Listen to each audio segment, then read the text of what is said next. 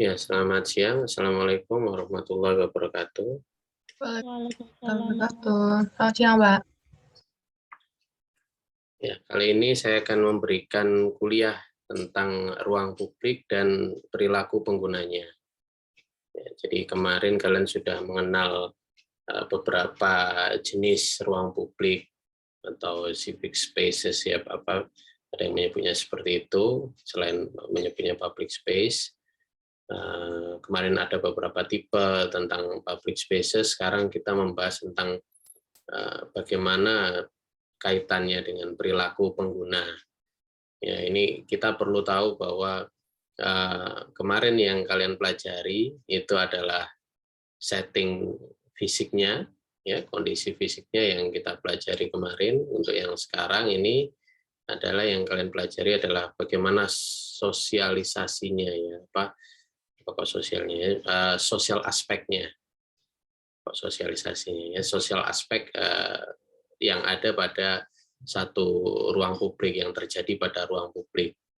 Ya, ini penting ya, karena di samping kita perlu tahu tentang bagaimana ruang publik itu terwujud, tapi tidak cukup di situ ya, apa yang terjadi di dalamnya itu sedikit banyak kita perlu tahu ya, agar ya ketika kita merancang nantinya ya, itu kita tahu bahwa perilaku sosial manusia itu seperti ini ketika dia berada di ruang publik. Ya, jadi kita tidak mendesainnya nantinya mengabaikan hal itu, ya yang akhirnya ruang publik itu bisa jadi ruang yang tidak sesuai, tidak aksesibel, tidak aman seperti itu. Ya, ini saya kumpulkan beberapa kata yang saya jadikan cloud ini ya, jenis cloud. Jadi ada beberapa kata yang bisa mewakili ketika kita berada di satu ruang publik. Ya, bisa jadi Anda merasa amused, yang paling kecil tapi ya, kemudian yang paling besar excited, senang. Tapi ada juga beberapa kata yang tentunya berkaitan dengan hal yang negatif ya, scary, kemudian apalagi nervous, ya, gitu ya. Kemudian ya berbagai hal lain yang bisa kemudian dikaitkan dengan satu tempat ya, cold. Nah itu ada satu kecil yang di tengah itu. Ya bahkan kita bisa merasa mungkin asing, takut gitu ya jika berada di satu tempat bersama orang lainnya gitu ya, kan ada yang seperti itu, merasa insecure, tidak aman misalkan gitu. Ya, ini berbagai kata yang mewakili ketika Anda berada di satu tempat itu apa yang Anda rasakan. Nah, ini semua berkaitan dengan teori ini ya, proxemics namanya. Ada ada yang menulis ya bukunya Hidden Dimension. Mungkin kalian perlu cari tahu siapa pengarangnya ya, The Hidden Dimension. Ini buku lama ya, 1966. Itu yang dimaksud proxemic ya, ada yang ditulis di buku Hidden Dimension. Ya karena ini memang kenapa disebut The Hidden Dimension adalah memang dia tidak terlihat atau terukur ya secara secara langsung, secara kasat mata begitu, dan ini bisa berbeda-beda ya. Dia persepsi ruang ini yang terbentuk ini bisa oleh berbagai budaya, adat itu bisa berbeda-beda. Ya, adat di Indonesia dengan di Barat itu berbeda ya, berkaitan dengan proxemics ini. Ya kita mungkin lebih toleran terhadap jarak dengan orang lain ya. Ya khususnya ini masyarakat-masyarakat yang masih menjunjung nilai-nilai lokal, nilai budaya, dan yang mungkin belum terpengaruh banyak ya dengan kondisi kehidupan kota, kondisi kehidupan modern, katakanlah begitu ya. Itu orang-orang yang masih toleran dengan ruang ini ya, proxemic ini. Ya, perbedaan kebudayaan mengartikan dan mengatur ruang itu dapat menyebabkan gagalnya komunikasi dan kesepahaman dalam lingkup lintas budaya. Ini nanti ada contohnya ya.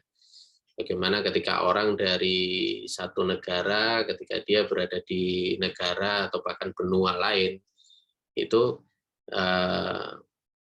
perilaku yang dia bawa dari daerah asal ke daerah tujuan dia itu kemudian bisa menimbulkan ya gagalnya komunikasi dan atau kesepahaman ini ya, bisa menimbulkan kesalahpahaman gitu. Nanti ada contoh komik juga ya, lucu yang mengartikan seperti ini ya, mengartikan bahwa perbedaan kebudayaan itu bisa menimbulkan kesalahpahaman gitu.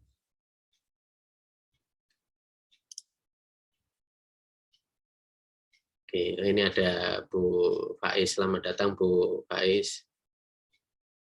Selamat datang Pak Pak Bani, selamat siang. Ini lagi double. Iya. Oke, ya tidak apa-apa Bu. Oke, kita lanjutkan ya. Baik, kalau gitu, kemudian proxemic ini juga berkaitan dengan ruang pribadi yang orang bentuk di sekitar tubuh mereka. Ya, ini sebenarnya yang dimaksud dengan proxemic ini jarak ya, dengan orang lain. Dan kita ini masing-masing punya ruang pribadi atau private space, bukan diartikan sebagai ruangan ya, seperti kamar gitu bukan, tapi ruang yang kita bentuk sendiri ya. Ada yang menyebutnya sebagai bubble ya, itu space bubble gitu ya, gelembung mengartikannya seperti itu ya. Kemudian ya ini kemudian diharapkan ya bahwa harapan budaya tentang bagaimana jalan, lingkungan dan kota itu harus terorganisasi dengan baik. Ini jika dikaitkan dengan proxemic itu ya tentunya itu tadi yang melihat pada kelokalan ya. Itu ada orang yang menilai bahwa satu ruang itu bisa terlalu besar ya, ada yang menilai di satu budaya ya tertentu, ada yang menilai juga bahwa satu ruang ini terlalu kecil ya. Kita ambil contoh yang paling ekstrim antara Asia dan Eropa ya, orang Jepang dengan orang Inggris lah gitu, atau orang Prancis ya. Itu persepsi mereka terhadap ruang, terhadap misalnya kamar tidur ya, itu akan jauh berbeda ya dari kedua kebudayaan ini. Orang Jepang itu akan melihat mengukur ruang tidurnya itu dengan tatami. Itu kalau kalian mungkin artikan ya, tatami itu mungkin sebesar sajadah ya untuk orang sholat. Kalau ini orang Muslim ya segitu, itu kemudian dia berapa kali tatami gitu aja ya, satu ruang kamar tidur. Tapi akan berbeda dengan orang Perancis ya, orang Inggris. Kamar tidur mungkin yang layak dia ukurannya berapa ya, yang kita tahu kalau dalam standar ya, buku standar arsitektur itu sekitar berapa, 3x3 misalnya ya, yang secara standar untuk satu orang gitu. Yang umum kita rancang biasanya seperti itu. Untuk rumah-rumah tinggal itu kamar tidur minimal ukuran 3x3. Kalau kurang dari itu ukurannya, itu bisa diartikan dia sebagai kamar untuk pembantu ya, mohon maaf ya, atau kamar untuk kos-kosan ya, itu biasanya kalau kurang dari ukuran itu gitu ya. Ya, atau ya memang mungkin kalau jika lahannya dia kecil, ya mau tidak mau ya ukuran kamar tidurnya akan kurang dari ukuran 3x3 itu. Ya, seperti itu ya. Tapi ini tadi ya, orang Asia dan orang Eropa bisa berbeda. Orang Jepang akan memandangnya misalnya ukuran 3x3 itu terlalu besar, bisa jadi ya. Bahkan sekarang itu di kota-kota besarnya ya seperti di Tokyo itu mereka mulai membuka apa ya seperti menyewakan ya satu ukuran kamar yang mungkin ya kalau dilihat dibandingkan dengan buku standar ya akan jauh sekali ya, ukurannya itu sangat kecil. Saya lupa ya ukurannya berapa, mungkin 1,5 ya kali 1,5 mungkin nih ukuran unitnya. Tapi ini digemari ya oleh para milenial ya, anak-anak muda di sana ya, ketika mereka pertama mencari kerja gitu, mencari kerja di kota besar, mereka ya akan menyewa tempat yang seperti itu, ukuran yang sekecil itu ya, tapi mereka bisa nyaman gitu. Ya, ini saya juga kurang tahu ya bagaimana kemudian mereka bisa membiasakan diri dengan itu. Mungkin kalian tahu ya tentang hal itu, tidak salah pernah ditayangkan di televisi mungkin tentang hal itu. Nah, ini beliau adalah orang yang merintis ya di bidang penelitian lingkungan, built environment mungkin ya, bukan lingkungan dalam arti alam gitu. Jadi beliau ini adalah seorang psikolog sosial yang mempelajari bagaimana manusia menggunakan lingkungan untuk membentuk interaksi sosial ke dalam 4 konsep perilaku. Jadi ada 4 konsep perilaku, yaitu privacy, territoriality, crowding, personal space. Ya, ini nanti banyak sekali kemudian dikaitkan dengan bagaimana ketika berada di ruang publik ya. Jadi seperti personal space ini ada satu kartun di sini, bagaimana kemudian orang yang terlalu sensitif dengan terlalu protektif ini ya menyebutnya dengan personal space-nya, sampai dia membuat bubble-nya itu ya secara fisik dibentuk sendiri ya, supaya orang tidak masuk ke dalam personal space-nya itu. Ya, mungkin kalian pernah melihat juga entah di televisi atau di media sosial kan ada orang yang mempraktekkan personal space itu dengan membuat secara fisik ya boundary personal space mereka. Itu akhirnya orang lain gitu yang masuk ke dalam personal space-nya dia tabrak-tabrak saja gitu ya, supaya minggir ya. Tapi ya kan seharusnya tidak seperti itu juga. Ya, ini kalau dikaitkan dengan hierarki kebutuhan ya oleh Maslow, ini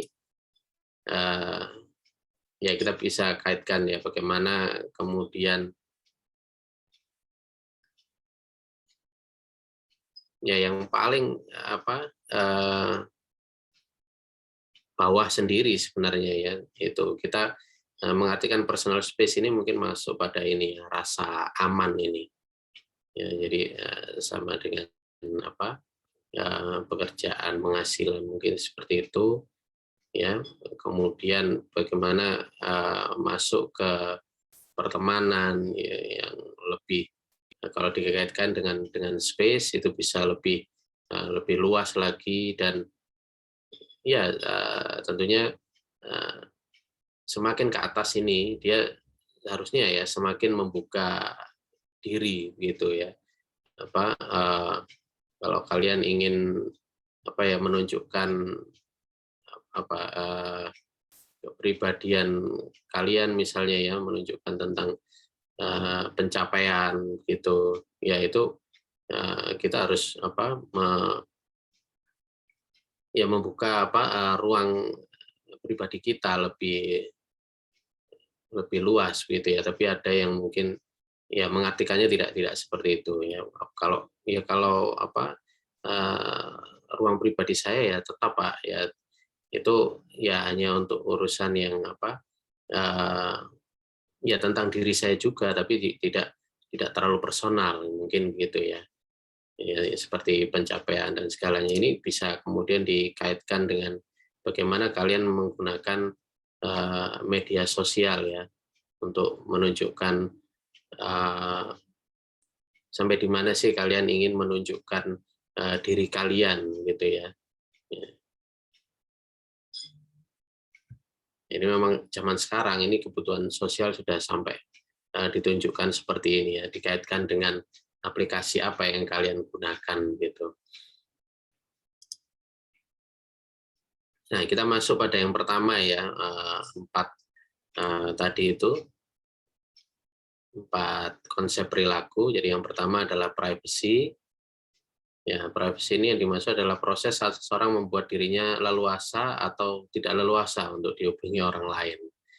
Ini contoh di kanan ini contoh ekstrim ya, bagaimana orang memandang privacy ya, ketika dia menggunakan komputer itu dia tidak ingin orang lain melihat apa yang dia lihat ya, apa yang dia kerjakan sampai segitunya ya. Jadi dia sampai membuat bagaimana supaya layar itu menjadi milik dia sendiri. Nah, ini misalnya contohnya ya, bagaimana privacy itu kemudian bisa dikaitkan dengan benda-benda fisik ya, misalnya pintu, dinding, jendela. Ya, ini terkadang kalau kalian memandangnya sebagai hal yang privacy, ya kalian akan meletakkan benda-benda yang sebagai penanda kalian ya pada ini pada benda ini juga ya, misalnya seperti di pintu itu kalian akan melabelinya, katakanlah ya dalam tanda kutip seperti itu, kalian melabelinya dengan stiker misalnya, dengan penanda lain ya, tulisan-tulisan kamar ini milik siapa, kadang begitu ya kalau di pintu kamar. Dinding juga begitu ya, kalau berkaitan dengan privacy ya, Anda akan taruh misalnya figura, poster, mungkin tulisan juga diletakkan di situ ya, gitu ya. Jadi itu termasuk dalam privacy juga ya, beberapa benda ini, pintu, dinding, jendela, ya kamar tidur ini ya. Itu kalian bisa kemudian seolah-olah kalian bisa miliki itu sebagai benda pribadi, bagian dari pribadi kalian juga gitu.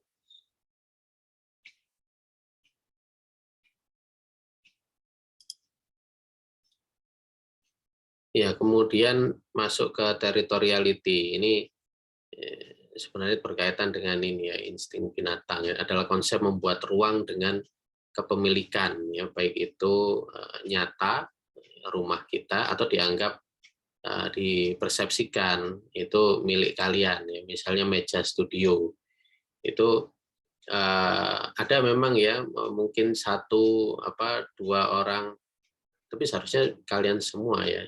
Itu ada 1-2 orang mahasiswa itu yang saya lihat dia ingin sekali ya membentuk meja studionya itu sebagai milik dia ya. Semua benda-benda itu yang diletakkan di meja studionya itu punya karakter warna yang sama, warna pink. Ya, ini memang mungkin kalian tahu ya. Jadi mahasiswa ini dia wanita begitu, dan dia ingin membuat meja studionya itu menjadi milik dia ya. Jadi dia meletakkan benda-benda dia dari rumah, mungkin entah dari rumah atau dia beli ya. Ya aksesoris begitu dia letakkan di meja itu dengan karakter warna yang sama ya. Itu ya, tempat pensil, kemudian apa saja ditaruh di situ. Ini ya, territoriality ini tujuannya supaya kita merasa aman dan terkendali di dalam teritorial kita sendiri. Ya. Nah, bagaimana orang menandai wilayahnya? Ya, katakanlah teritorial mereka, misalnya pagar, pintu solid, ya, tanda, ya ini ya seperti ini, dilarang melintas, dilarang masuk. Ini termasuk juga bagaimana orang menandai wilayahnya ya. Pagar ini juga sebagai cara orang untuk menandai wilayahnya, tanahnya dia misalnya gitu ya, dia punya tanah, dia kasih pagar ya, kalau tanahnya itu luas misalnya gitu ya, supaya itu jadi penanda juga luasnya tanahnya dia. Ya, diberikan pintu juga ya. Kemudian papan nama ini juga menunjukkan teritorial mereka ya. Kemudian benda pribadi, nah ini tadi ya, seperti tanaman, foto dan lain sebagainya ya, dia letakkan di area yang dia anggap sebagai teritorial mereka. Ya, kalau binatang ya seperti ini.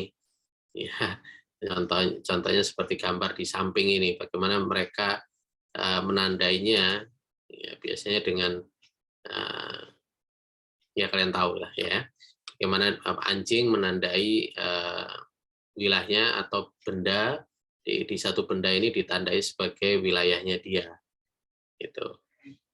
Ya, jadi teritoriality ini juga berkaitan dengan kepemilikan dan kekuasaan ya sebenarnya.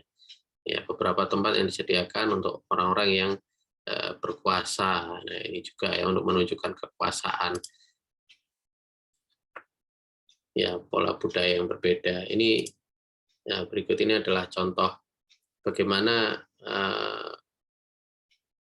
orang itu menunjukkan teritorialitinya ya, mulai dari yang area publik ke area private. Ya, ini kalian bisa perhatikan di sini. Jadi dia menandai dengan maksimal ya menurut saya kalau dalam project ini, dalam satu project ini. Ya, di sini ada careful gradual transition from public to private space. Ya, jadi kalian bisa lihat di sini public to private itu dia maksimalkan penuh ya, apa yang luarnya itu dia buat dengan apa di sini. Ada yang bisa memberikan pendapatnya, apa kira-kira yang digunakan untuk menandai ini? Apa yang terlihat?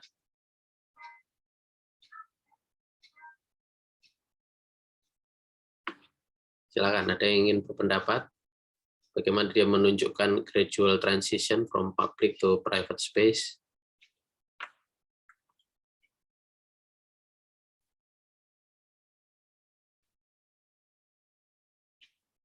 Tidak ada yang ingin berpendapat?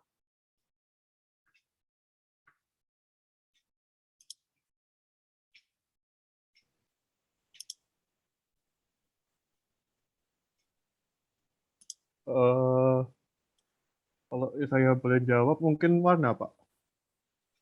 Warna, oke. Untuk menunjukkan bagaimana yang private dengan yang publik ya. Yang publik ya dia tidak berikan warna yang terlalu ya ini ya, terlalu kontras. Ya, mungkin dikasih warna yang monoton. Ini kan hanya ilustrasi saja ya. Tapi mungkin bisa jadi di kenyataan seperti itu. Ya dia tampilkan dinding yang polos saja. Ya meskipun ada sedikit, ada beberapa di sini ada jendela, ada garis-garis gitu ya di dinding ini. Ya ini mungkin untuk penambah penampilan supaya tidak terlihat polos ya. Tapi penggunaan warna material bisa sama. Apalagi yang sangat terlihat di sini. Pembatasnya kayak pagar mungkin, Pak. Pagar, oke. Yang terlihat. Ada lagi, satu lagi. Ini pagar ya, tapi kalau ini kan bukan pagar ini. Ini bukan pagar. Ya, ini juga bukan pagar. Apa ini? Tembok, Pak. Nah, tembok ya atau dinding ya, mungkin dinding sebagai pagar gitu ya. Kalian bisa lihat di sini skalanya dia jauh lebih tinggi daripada manusia. Nah, itu yang dia pakai ya untuk menunjukkan gradual transition itu.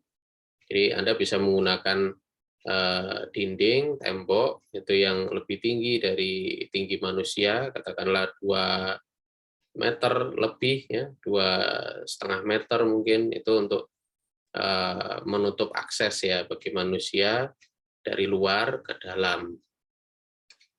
Ya, tentunya kalau dinding atau tembok itu lebih rendah dari pandangan mata manusia, itu bukan lagi private kan ya. Anda dari luar bisa melihat ke dalam. Gitu. Tapi kalau dindingnya dibuat lebih tinggi dari pandangan manusia, ya itu kita tidak bisa lagi melihat ke dalam. Jadi secara akses visual saja itu sudah dibatasi, gitu ya. Tapi itu memang ada apa ya? Ada gradual transition ini tadi, ya. Yang seperti pagar ini, ya pagar apa ini namanya? Ya pagar besi lah mungkin gitu ya.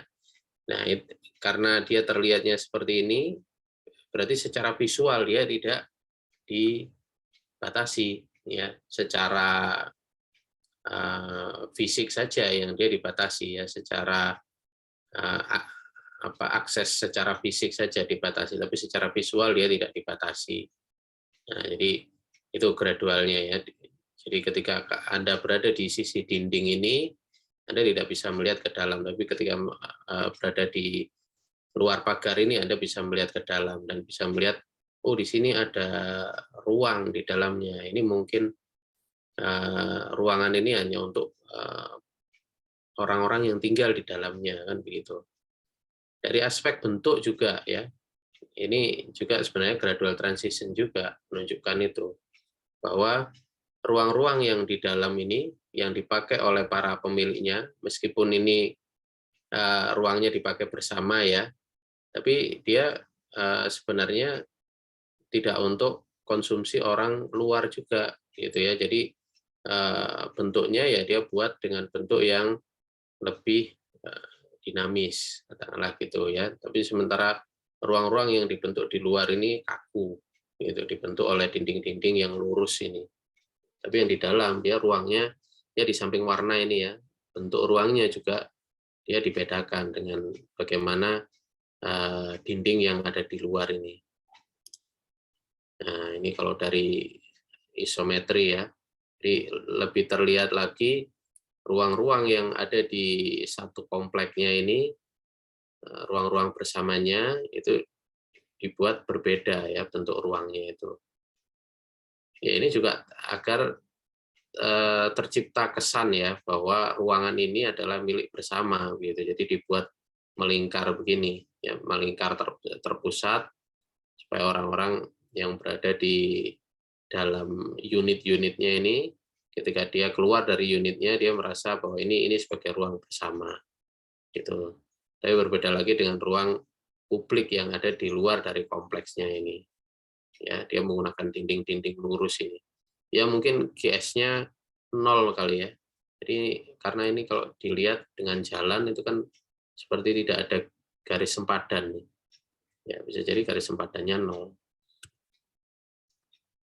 Ya, ini penggunaan ruang ya untuk di urusan bisnis juga itu bisa berbeda ya, menunjukkan bagaimana private space dan juga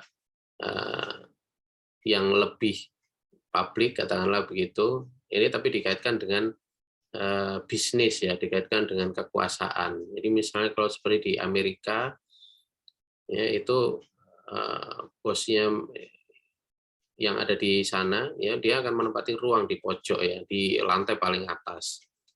Begitu juga dengan aksesorisnya, ya dia memakai meja yang bagus, yang mahal, berkarpet juga ruangannya. Dan juga di Amerika itu perusahaan paling sukses dia akan bertempat di gedung yang paling bergengsi. Ya, itu sudah menjadi informasi umum sekarang, bukan jadi rahasia umum lagi ya. Namun di Prancis berbeda lagi. Jadi eksekutifnya atau bosnya ya, dengan pangkat tertinggi dia akan duduk di tengah-tengah area terbuka dan dikelilingi oleh karyawan yang berpangkat rendah. Nah, berbeda ya dengan kalau di Amerika itu biasanya bos atau chief-nya ya, kepala itu dia berada di ruang yang paling pojok ya, diposisikan di pojok lah gitu, dan yang lainnya dia berada di luar dari itu, ya. Kalian mungkin kalau tidak percaya mungkin bisa menganalisisnya lewat film-film Hollywood, ya. Kalau film-film Hollywood yang seperti kantor polisi seperti itu ruang untuk kepala biasanya diletakkan di pojok, ya, dan yang berpangkat lebih rendah dia berada di ruang di luar dari itu, dan ruang untuk kepala itu biasanya dia punya dinding, punya pintu sendiri, itu kalian pasti tahu, ya. Ini karena saya juga suka lihat film action Hollywood, jadi saya tahu, ya memang seperti itu rancangan interiornya, ya. Kalau selalu, ya, kalau kantor polisi atau kalau enggak kantor agensi begitu, ya, itu ruang untuk kepala dia akan diletakkan di pojok, ya, atau ya dia pasti punya luasan yang lebih besar, ya, daripada ruang lainnya, dan dia punya pembatas sendiri. Nah, tapi di Timur Tengah itu berbeda lagi, ya. Ini yang dipamerkan, ya, harta benda yang mahal itu dipamerkan di rumah, dan bisnis itu dilakukan di tempat sempit dan sederhana. Ini bahasa bahasa kiasannya seperti itu, ya, bisnis itu dilakukan di tempat sempit. Tapi memang faktanya ya seperti itu. Jadi kalau di Timur Tengah itu rumah itu adalah yang paling penting untuk menunjukkan eksistensi mereka, ya, secara individu itu bahwa mereka kaya dan sebagainya. Tapi untuk urusan bisnis dia biasanya melangsungkan di tempat katakanlah tempat yang lebih umum begitu, di restoran atau di mana di luar gitu, ya. Ya, kecuali mereka mengikuti budaya dari orang Barat, ya. Tapi orang Timur Tengah awalnya kalau kalian tahu mereka, ya seperti itu, ya. Jadi mereka dalam melakukan bisnis adalah dilakukan di tempat-tempat yang sempit dan sederhana. Jadi tidak memandang bahwa tempat untuk bisnis itu harus menunjukkan kekuasaan, gitu, ya. Tidak seperti di Amerika ini. Nah, kemudian kita masuk pada konsep yang berikutnya, yaitu crowding. Ya, crowding berakhir pada ketidaknyamanan psikologis biasanya ini. Kalau kalian lihat di foto di samping itu, ya. Dan ini bisa beragam responsnya sesuai budaya dan kepribadiannya masing-masing. Jadi kita bisa mentolerir untuk bisa berdesakan dalam keseharian, misalnya di lift, busway, atau kereta MRT, ya, mungkin, ya. Namun dapat menjadi stres dan bahkan panik jika hal itu berlangsung lama. Ya, ini, ya, contohnya misalnya di bioskop dan pasar tradisional. Ya, ada yang disebut juga sebagai elevator etiquette, ya, atau etika ketika Anda berada di dalam lift. Ya, ini tidak berupa aturan yang tidak tertulis, ya. Tapi secara perilaku dasar manusia, ini kalau orang yang tahu etika tentunya begitu, ya. Nah, dia akan memposisikan diri, ya, ketika masuk di dalam lift itu, ya. Kalau pertama kali Anda masuk, dia seharusnya secara etika Anda berada di pojok dulu, ya, berjalan di pojok. Kemudian orang yang kedua akan menempati pojok satunya lagi, ya. Do not talk to other elevator patron. Ya, ini kalau orang ketiga masuk, dia biasanya tidak menghadap ke dua orang ini, kan, ya. Ya, atau kalian sendirilah. Kalian akan langsung memposisikan diri, memutar badan ketika sudah masuk, diposisikan menghadap ke pintu. Ya, itu secara etika. Ya. Jadi Anda tidak masuk kemudian menghadap ke dua orang ini. Kemudian ya music is a good way to avoid interaction. Ini maksudnya supaya tidak terjadi interaksi ya, karena ya kalian tahu sendiri ruang lift itu berapa sih lift itu ukurannya ya, itu kan tidak cukup untuk mengakomodir personal space kita ya. Nanti ada ya personal space atau private space kita ya. Itu apa personal space kita itu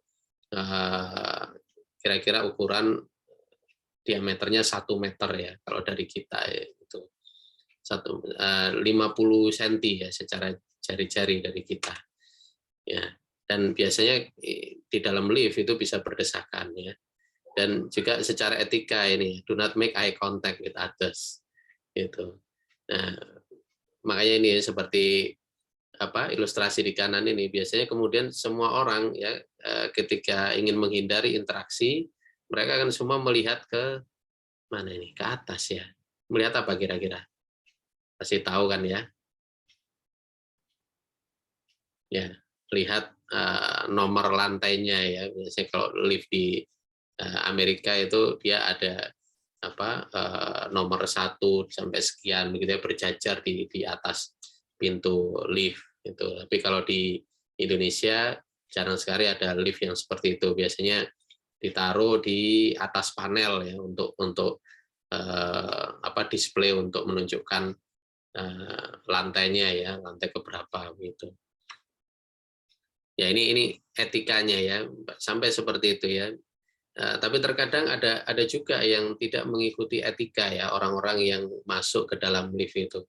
Ada yang mereka enggan ya menempati posisi di pojok ini. Mungkin mereka-mereka yang punya katakanlah ego ya, ego yang tinggi mungkin gitu, yang mungkin merasa ingin paling berkuasa, dia akan apa ketika masuk di lift dia akan langsung berdiri di tengah. Ya, ada yang seperti itu. Ya, kemudian orang yang kedua, ketiga, ya mau tidak mau, ya itu bukan seperti ini ya, patternnya bukan yang di pojok, tapi di tengah kalau di Indonesia itu. Ya saya pernah beberapa kali masuk lift, naik lift seperti itu ya, memposisikan di tengah, jadi orang yang kedua, ketiga dia masuk justru menempati pojok-pojok gitu. Ya, ini berarti secara budaya mulai berbeda. Ya, mungkin ada yang punya pengalaman terkait etika di dalam lift?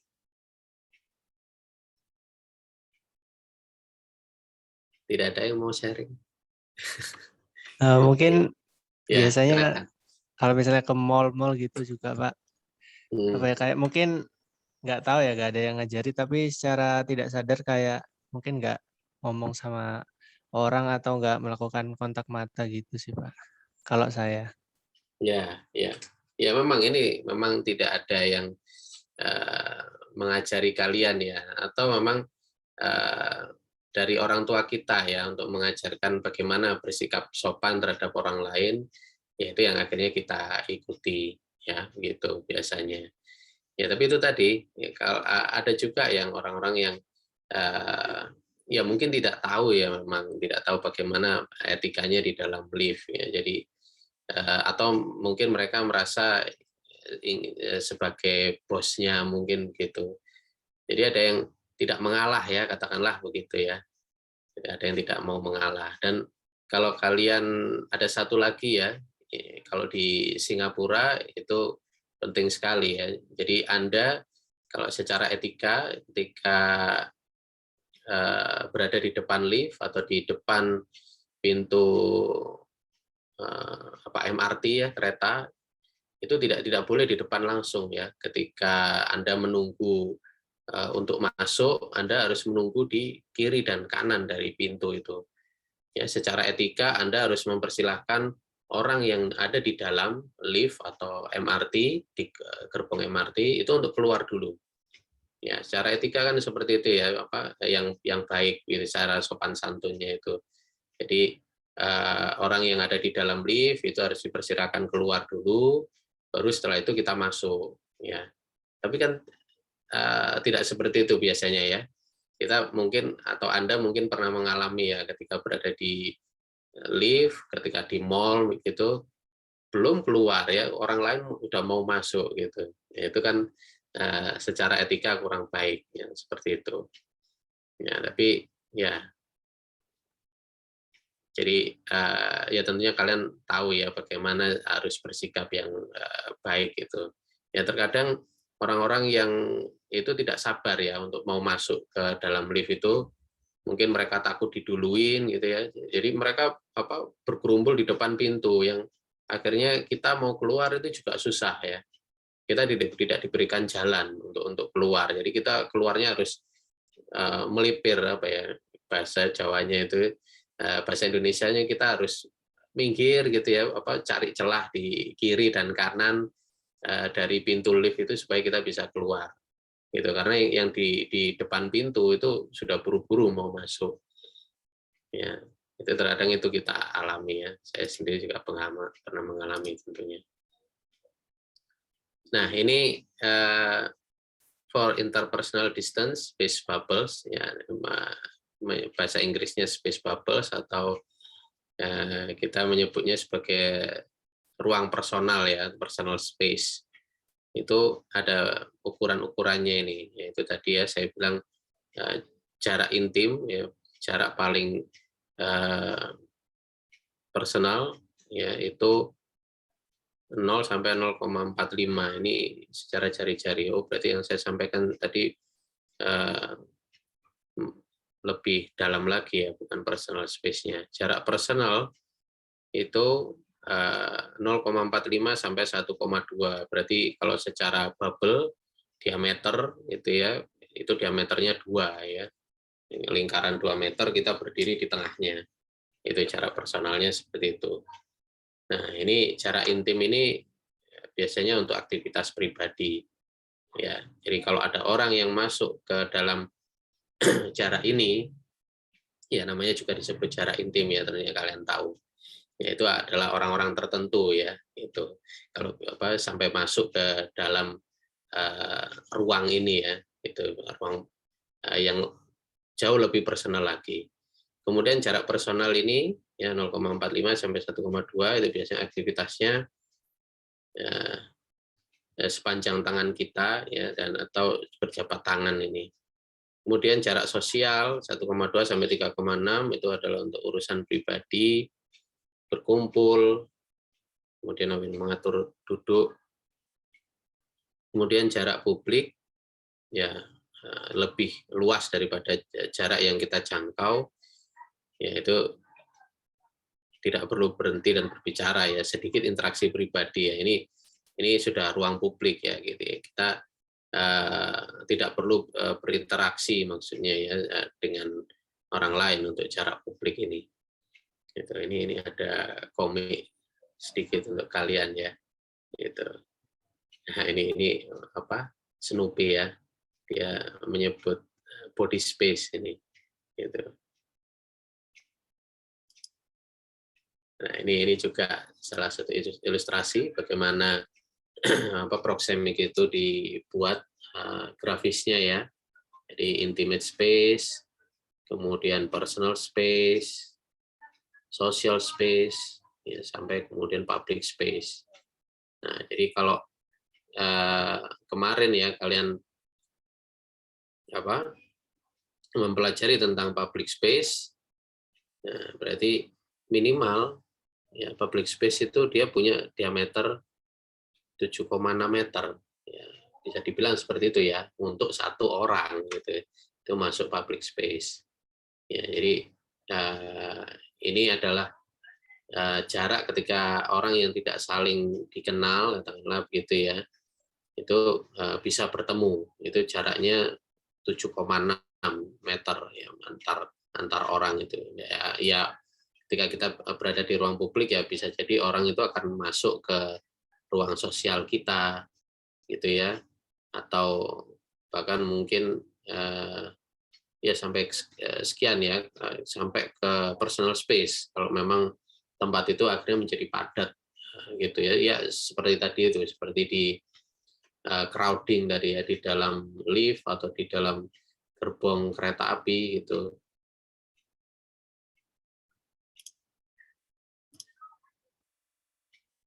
Ya, jadi ini dijelaskan ya masing-masing ruang intim, intimate space itu adalah ruang terdekat di sekitar seseorang. Masuk ke ruang ini dapat diterima hanya untuk teman-teman terdekat dan rekan-rekannya ya.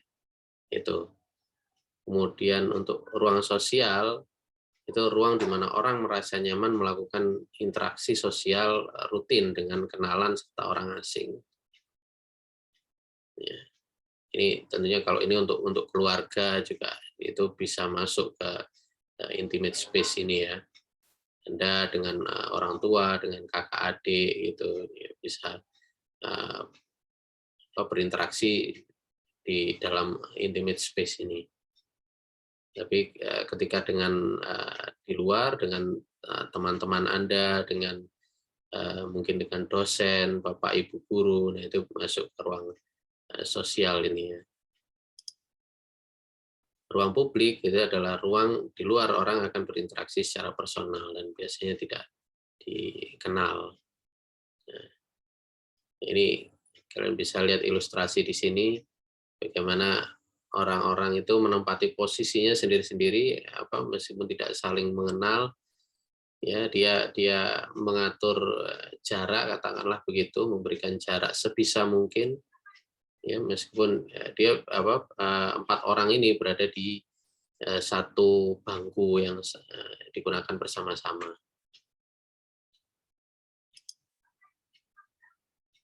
Nah, tapi yang terjadi bisa seperti ini ya, ketika ada pelanggaran privacy di sini kalau boleh saya bilang, itu ya ini bisa terjadi di ruang publik. Ya tentunya ini yang kita tidak mau ya, atau Anda tentunya kalau sudah tahu tentang etikanya tidak akan melakukan seperti ini ya, karena ya orang yang berbaju biru ini dia kan punya privacy ya, gitu. Tapi terkadang orang lain memang ingin tahu juga gitu ya, apa sih yang dilihat ya. Ini bisa jadi orang yang berbaju biru ini juga sengaja menarik perhatian ya, bisa jadi ya, misalnya nonton film atau acara apa begitu dengan suara yang keras, yang akhirnya orang yang di kiri kanan tertarik untuk melihat handphonenya ini atau tabletnya ini, bisa jadi seperti itu ya.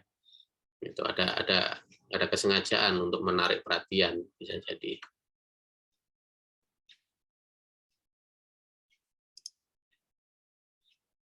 Nah, ini yang kita bisa perhatikan juga ya di contoh foto ini, kita bisa melihat orang ya ketika dia berada di tempat publik dan kemudian mencari katakanlah tempat untuk duduk, misalnya ini orang pertama atau kiri atau yang kanan ini ya, yang pertama kali datang, dia akan menempati lokasi yang paling aman, misalnya berada di pinggir dari tangga, ya paling pinggir dari tangga, mungkin di sebelah sini ada pagar katakanlah begitu ya.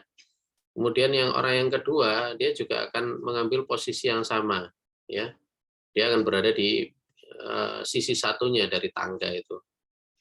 Nah, ketika orang ketiga datang, waduh ini kiri dan kanan sudah ditempati ini. Yang tersisa hanya di tengah, ya sudah saya duduk di tengah saja. Tapi dia akan mengambil jarak ya supaya dia tidak mengganggu personal space ya dari orang yang dia tidak kenal itu. Ya, yang jarak berapa tadi? 1,2 itu ya. Nah, ini juga yang terjadi ketika Anda kalau naik kendaraan umum. Misalnya naik bis ya atau naik kendaraan umum lainnya, ketika Anda masuk ke bis, misalnya ya kita ambil contoh bis itu, tempat duduk yang paling cepat ditempati yang mana? Kira-kira? Yang di pinggir jendela, Pak. Nah, dekat jendela ya, itu dulu yang ditempati. Kemudian kalau ada orang lain datang, dia akan ngecek dulu, oh ada kursi yang kosong dan yang dekat jendela juga masih kosong ya, saya akan duduk di sana. Itu ya, itu ya, biasanya seperti itu ya perilakunya.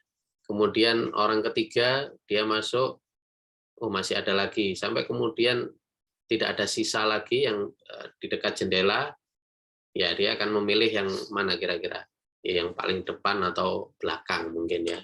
Itu yang terakhir ya dia akan cari, dia akan jalan gitu, jalan ke tengah gitu ya. Kalau sudah penuh ya sudah dia berdiri, atau ya mana yang masih tersisa ya gitu. Ya, jadi itu juga kita bisa pelajari ya bagaimana perilaku orang itu ketika berada di ruang publik atau masuk ke kendaraan umum, ya, itu juga jadi ruang publik ya. Masuk ke kendaraan umum, bagaimana dia memilih tempat duduk, itu juga menunjukkan bagaimana supaya mereka punya ruang yang aman sendiri ya, ruang personal space sendiri itu. Ya, tempat yang paling aman, nyaman mungkin itu tadi yang dekat jendela. Ya, mereka akan cari tempat duduk yang dekat jendela dulu. Nah, ini komik yang saya bicarakan sebelumnya tadi ya, yang bagaimana budaya yang saling berbeda itu ya bisa menimbulkan kesalahpahaman ya, atau salah persepsi begitu. Ini misalnya ini ya, Nardo ini. Nardo is coming, I'm up out of here. Jadi Nardo ini berada di country, old country. We do not have what you call personal space ya. Jadi dia ya memang sukanya berjarak dekat begitu dengan orang yang lain gitu. Tapi di sini oleh Dilbert ini yang entah ini punya rambut atau tidak ya, ini yang Dilbert ini yang memakai kacamata, ya, take your hands out of my pocket. Ya, jadi di sini dia ingin supaya personal space-nya ini dihargai juga. Ya, tapi mungkin di tempat asal si Nardo ini mungkin tidak apa-apa juga gitu ya. Dia memegang ini kantong ya dari orang lain begitu. Saya tidak tahu. Ya bisa jadi seperti itu. Tapi ini komik yang ya menarik juga. Nah, ini saya ambil dari buku Place for People kalau tidak salah ya, karya Jan Gehl. Ini menunjukkan seberapa sih ya ruang personal space itu ya. Jadi kalau disandingkan dengan foto ini seorang ini ya, jadi intimate space itu bisa sebesar ini nih, wajahnya bisa sejelas ini. Nah, itu kan memang berarti untuk orang-orang tertentu saja ya. Baru kemudian jarak 2 meter itu sekian. Ya ini Anda bisa berbicara mungkin ya dengan dari jarak 2 meter ini Anda bisa berkomunikasi dengan orang ini. Tapi dalam jarak 5 meter ini mungkin Anda say hi saja mungkin ya, atau si dianya ini say hi juga gitu. Jadi saling menyapa ya dalam jarak 5 meter. Baru kemudian ketika sudah saling berdekatan ngobrol gitu ya. Gitu di jarak 2 meter ini. Ya, jarak 7,5 mungkin Anda melihat ini sepertinya orang yang saya kenal ini. Gitu. Ya, jarak 10 meter masih bisa dikenali mungkin ya. Ya, untuk yang penglihatannya masih bagus ya. Itu. Oke, jarak 10 meter itu teman saya itu yang ada di sana. Ya, tapi ada jarak-jarak yang mungkin kita kemudian ya tidak bisa mengenali wajah itu ya. Ya, jadi seperti ini ilustrasinya ya, bagaimana personal space, kemudian social space itu dikaitkan dengan sedekat apa sih kalau dengan wajah seseorang gitu ya. Nah, kemudian masuk ke personal space, itu adalah area di sekeliling seseorang yang meluas atau membesar karena kebutuhan individu dan kondisi sosial. Ini ya, ini contoh yang menarik ya dari foto di sampingnya ini. Jadi personal space seseorang itu ya bisa berbeda-beda ya. Bagaimana kalau orang tersebut badannya besar gitu ya, dia tentunya punya personal space yang lebih besar lagi gitu karena kondisi badan mereka misalnya ya. Itu. Jadi kebutuhan individunya ini akan berbeda lagi. Ya, jadi berbeda-beda sesuai kepribadian masing-masing juga ini ya. Nah, ini apalagi yang introvert ini ya, mungkin yang dia tidak suka untuk bersosialisasi, dia akan lebih menjaga jarak ya. Jadi personal space-nya bisa jadi lebih besar lagi gitu. Ya, jadi kalau personal space di Amerika ini orang yang terlibat dalam percakapan itu diasumsikan berjarak sosial sekitar 1 sampai 2 meter. Nah, sedangkan di Eropa jarak sosial itu setengahnya dari ini ya. Jadi kalian bisa perkirakan ya. Jadi kalau kalian ke Eropa itu berbicara jarak 1 meter itu bisa dianggap masih jauh gitu. Coba mendekat lagi. Bisa seperti itu ya.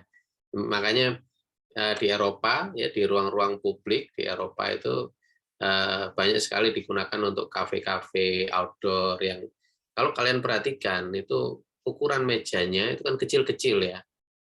Jadi orang ketika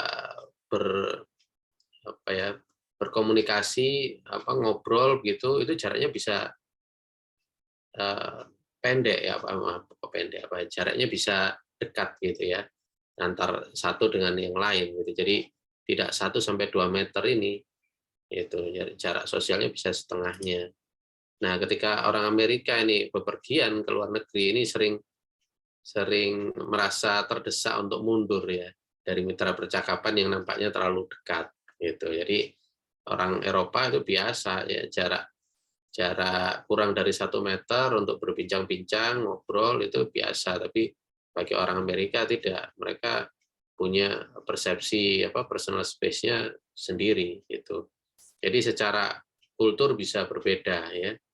Di Indonesia tentunya kalian bisa memperkirakan sendiri ya. Di Indonesia juga orang-orangnya jarak sosialnya bisa sama dengan yang di Eropa ini. Ya, orang itu bisa duduk bersebelahan dengan yang lain, bahkan mungkin sampai masuk ke intimate space-nya. Ya, kita ambil contoh ketika ada aktivitas sosial yang ada di dalam satu kampung, misalnya ada acara selamatan gitu ya, atau acara makan-makan bersama dengan duduk bersila gitu di teras rumah. Itu kalian perhatikan ya, tidak ada yang kemudian mengambil jarak yang terlalu lebar gitu ya, pasti semua saling berdekatan gitu. Nah, itu kan kalau di teori ini itu sudah masuk ke intimate space bahkan mungkin ya. Ya orangnya itu bahu dengan bahu itu sudah bersentuhan kalau di acara seperti di acara selamatan atau seperti itu ya makan-makan di teras gitu. Ya, tidak ada menjaga jarak istilahnya. Ya, kalau sekarang kan istilah itu jadi ini ya booming ya menjaga jarak itu. Mungkin bagi orang Amerika ini jadi suka gitu ya dengan kondisi pandemi ini. Jadi bisa jaga jarak itu. Nah, jarak antara satu orang dan yang lain dapat mempengaruhi respon seseorang yang mengalaminya. Ya, kemudian jika Anda terlalu dekat dengan orang yang terbiasa menjaga jarak fisik tertentu dalam percakapan, orang ini mungkin merasa akan terancam. Ya, kemudian jika Anda menjaga jarak yang sama dengan orang yang terbiasa berinteraksi fisik lebih dekat, jarak fisik dapat diartikan sebagai jarak psikologis. Kenapa ini? Nah, ini mungkin akan diartikan lain oleh lawan kita ya. Jadi jika Anda menjaga jarak yang sama dengan orang yang terbiasa berinteraksi fisik lebih dekat, jarak fisik dapat diartikan sebagai jarak psikologis. Nah, ini bisa berpengaruh pada diri orang yang kita ambil jaraknya ini. Loh, kenapa kok misalnya teman ya, teman saya ini kok sedikit lebih jauh dari saya, ada apa dengan saya? Kan akan mulai bertanya-tanya gitu ya, ini yang dimaksud jarak psikologis itu. Ya, jadi bisa membuat seseorang justru merasa bertanya-tanya ya, kenapa kok kemudian perlu menjaga jarak ya, apakah ada yang salah dalam diri saya? Biasanya orang akan bertanya-tanya seperti itu. Nah, ini kultur di Indonesia ya. Jadi kalau di Bali contohnya ini, di foto di kanan ini akan dipersepsikan berbeda ya oleh orang Amerika mungkin. Jadi orang Bali memiliki definisi ruang personal yang tampak terlalu ramah bagi orang Amerika.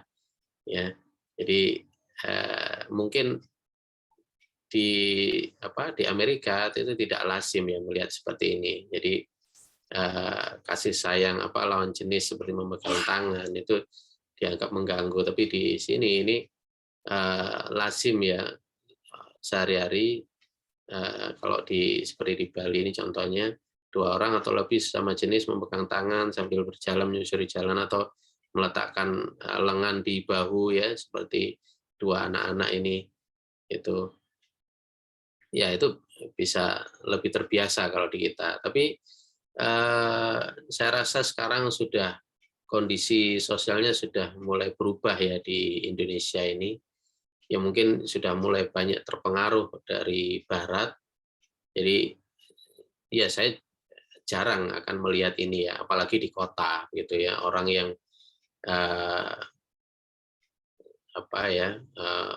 bergandengan atau meletakkan tangan merangkul bahu teman gitu, itu sudah jarang sekali kita temukan sekarang.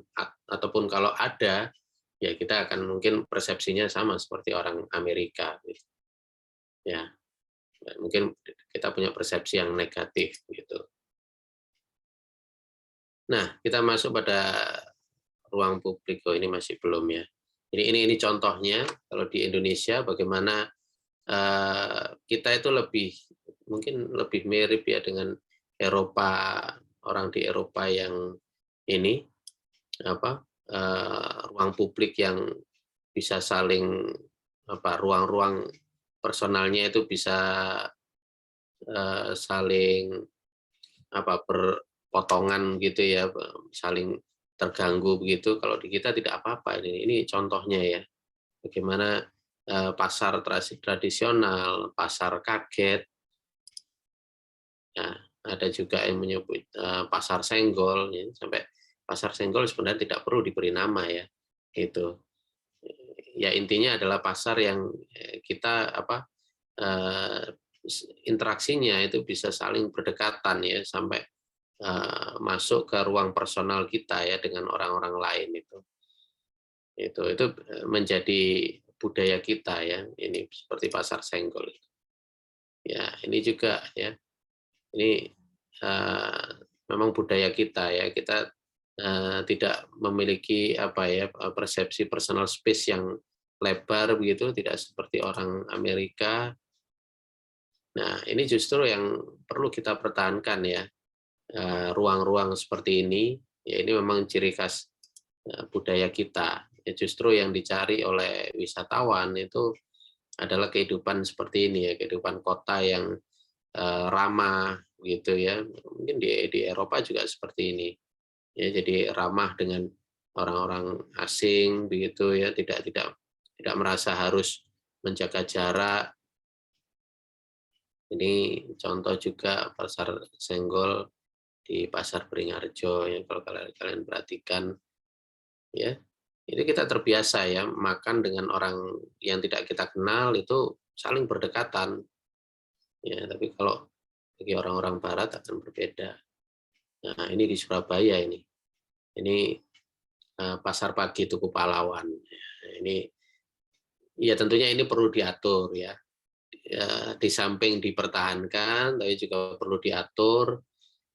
Saya rasa sudah ada aturannya ya, misalnya aturan jam operasionalnya, terus kemudian bagaimana menggunakan bahu jalan ya atau badan jalan ini. Ini mungkin contoh ekstrim ya, ini kondisi jalan yang dikuasai oleh para pedagang gitu. Saya rasa ini sekarang sudah tidak seperti ini kondisi crowded-nya.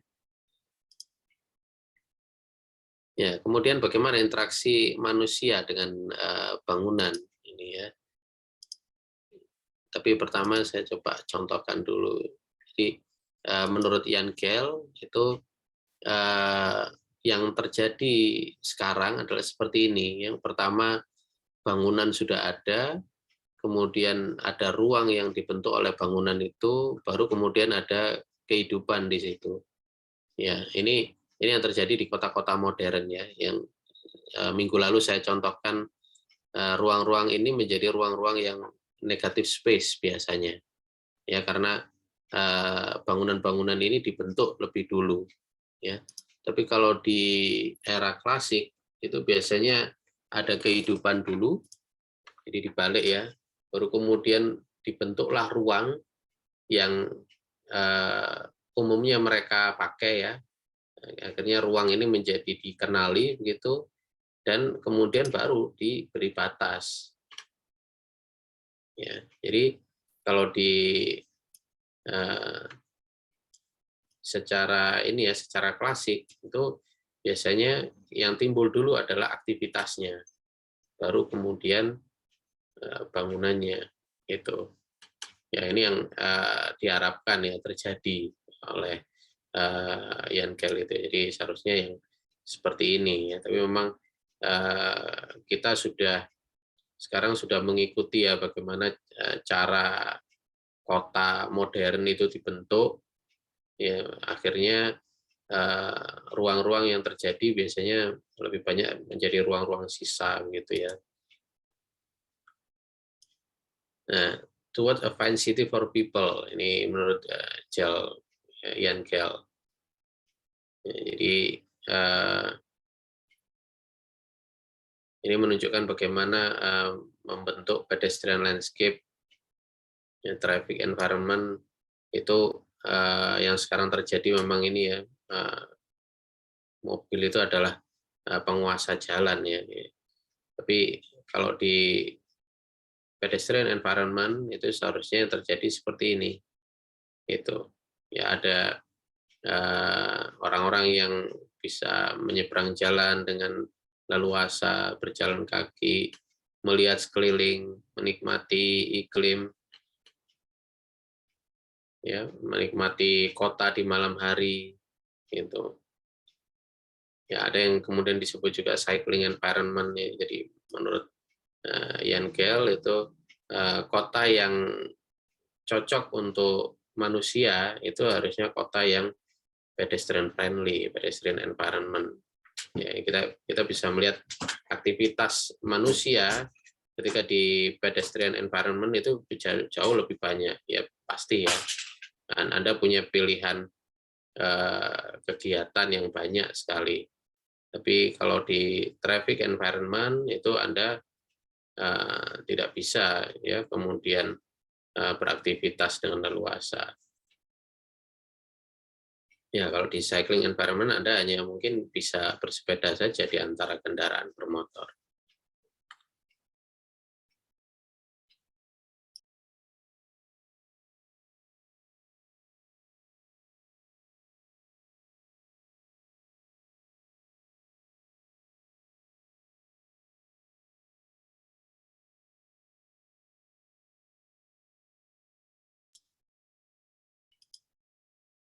Nah, ini contohnya ya bagaimana seharusnya kota yang bersahabat ya untuk manusia itu yang seperti ini contoh yang di kiri ini contoh yang kurang pas ya.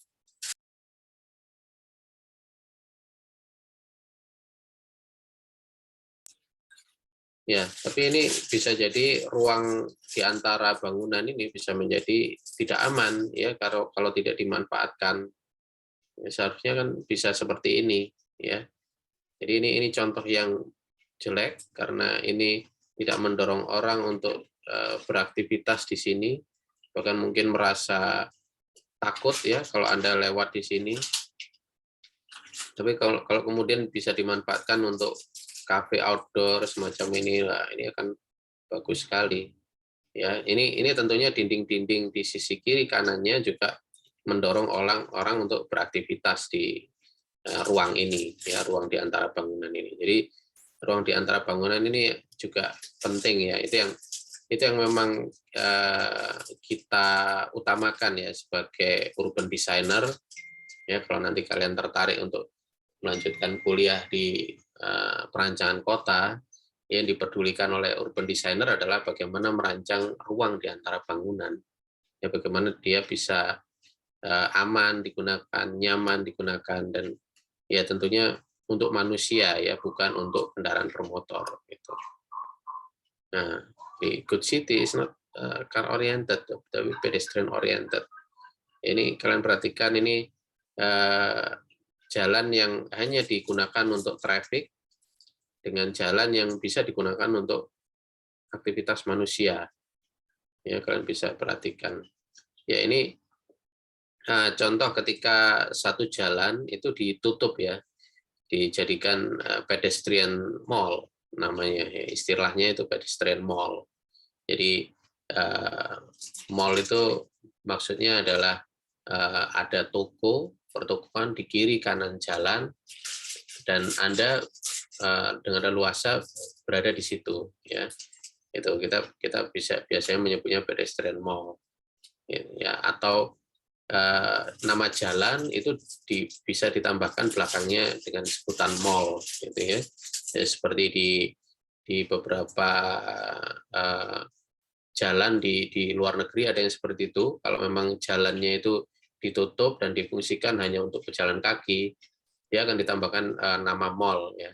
Saya pernah mengunjungi salah satu, ya, di Brisbane di Australia, itu namanya Queen Street Mall. Jadi jalan yang hanya khusus digunakan untuk orang beraktivitas jalan kaki dan sebagainya, dan di kiri kanannya itu pertokoan-pertokoan, ya, ada toko souvenir gitu kalau di Queen Street Mall, ya, yang pasti banyak sekali orang beraktivitas, ya, seperti di foto ini. Nah, kalau ini kita menyebutnya promenade, ya. Jadi sisi jalan atau ruang yang berada di sisi tepi air, dan ini digunakan orang untuk beraktivitas, ya. Nah, cara efektif penglihatan manusia, ya, kalau kalian perhatikan di sini, jadi bagaimana kita berinteraksi dengan bangunan, ya, ini dalam jarak 1 meter itu kita bisa melihat ke dalam bangunan, ya. Ini biasanya kemudian jarak 1 meter ini yang berada di luar bangunan itu disebut sebagai 5-foot way, ya. Kalau kalian mungkin mendengar istilah pedagang kaki lima, ya, istilah kaki lima itu sebenarnya berawal dari sini, ya, bagaimana kaki lima yang berada di depan toko pertokoan, maaf, nah itu digunakan untuk aktivitas, ya, itu. Jadi biasanya ruang yang selebar kaki lima atau lima kaki itu dimanfaatkan untuk berdagang juga, ya, yang akhirnya istilah itu kemudian dibawa terus, ya, oleh pedagang yang dia barang-barangnya bisa dibawa oleh dia, itu. Tapi maksudnya adalah itu mengambil ruang yang selebar ini, ya, 5-foot way ini, ya, seperti contohnya di ruko, ya, ruko-ruko itu, apalagi ruko yang kuno, ya, ruko yang dari era kolonial itu, dia biasanya punya arkade, dia punya kolonnade, punya jajaran kolom gitu di lantai dasarnya, dan ada dinding bangunan yang mundur dari kolom-kolom itu. Nah, itu ruangnya selebar 5 kaki, itu digunakan oleh para pejalan kaki, ya, itu. Nah, jadi maksudnya adalah dari yang ilustrasi yang di sebelumnya ini ya. Jadi jika lantai dasarnya menarik dan beragam, ya lingkungan urbannya itu juga akan mengundang dan menarik. Tapi jika lantai dasarnya tertutup atau tidak banyak detailnya, jelajah kota, urban experience itu akan menjadi datar dan tidak menarik. Gitu. Makanya yang paling penting adalah sisi lantai dasar ya, bagaimana orang itu bisa berinteraksi dengan masa bangunan yang ada di kota. Itu yang dipedulikan oleh para urban designer juga. Ya, contohnya ini. Ya, ini beberapa contohnya tujuan dari place pada konteks urban. Skala dan ritme pengalaman pedestrian. Ini kalau skala orang berjalan kaki, ya skala orang berjalan kaki itu 5 kilo per jam. Tapi dibandingkan dengan skala sisi jalan yang untuk 60 km per jam. Ini maksudnya untuk kendaraan ya. Jadi ya mungkin kalau sisi lantai dasarnya tidak mengundang, tidak ada yang menarik, ya tidak ada orang yang mau berjalan di sana. Tapi kalau sisi jalan itu digunakan sebagai storefront atau etalase ya, toko-toko dengan etalase, itu orang akan tertarik. Nah, ini di sini awal mulanya istilah mall itu kemudian ditarik menjadi kebangunan ya. Itu sebenarnya istilah yang salah kaprah ya, istilah mall itu kemudian diartikan sebagai bangunan ya, diartikan sebagai seperti Tunjungan Plaza gitu, nama plaza itu, nama-nama mall itu juga biasanya diasosiasikan dengan bangunan yang di dalamnya itu ada pertokoan etalase di kiri kanan ya, yang ketika kita berjalan di lorong satu itu koridor itu kita bisa melihat di kiri kanan ada retail ya yang kita bisa lihat berjualan apa saja begitu. Nah, tapi kemudian ditarik menjadi istilah bangunan. Itu memang awalnya kalau tidak salah di Inggris ya.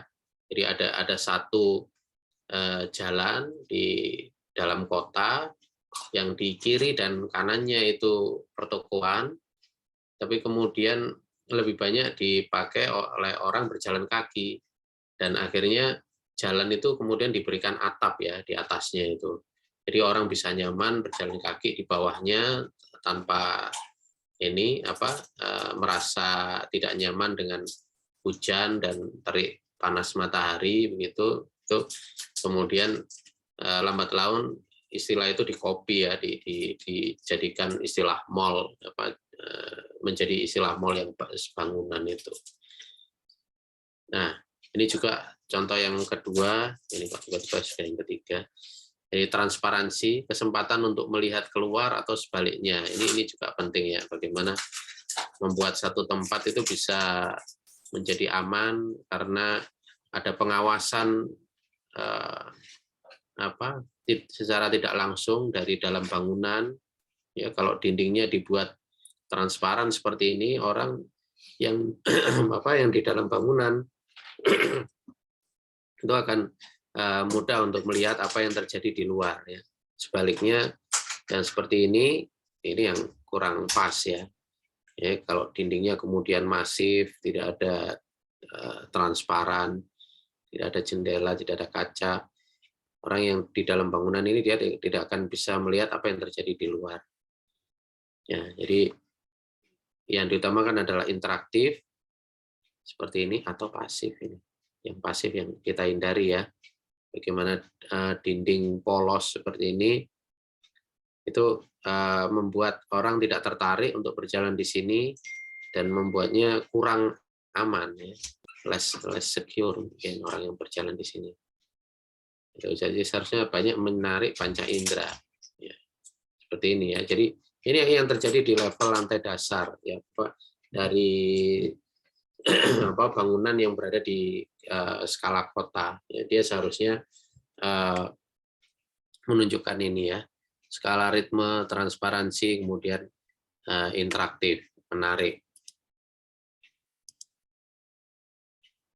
Ya, yang lainnya adalah tentang tekstur juga ya penting. Bagaimana membuat satu tempat itu bisa menarik ya, kaya akan pengalaman sensori. Ya, sebaliknya adalah yang membosankan. Bervariasi atau seragam. Ya, ini keberagaman fungsi juga dipandang penting untuk di samping tadi ya toko-toko yang beretalase.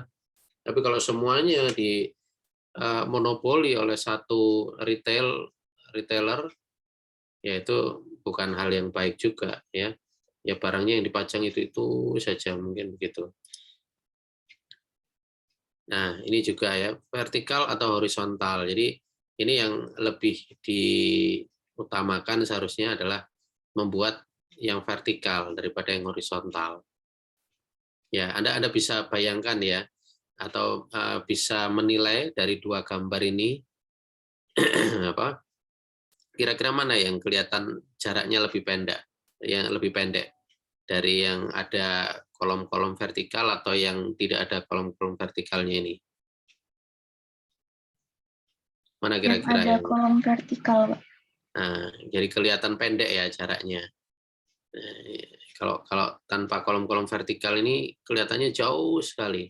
Ya karena pandangan kita itu tidak ya kita akan menyesuaikan garis-garisnya ini, garis-garis bangunan. Kita akan melihatnya mengikuti garis ini jadi kelihatan jauh sekali.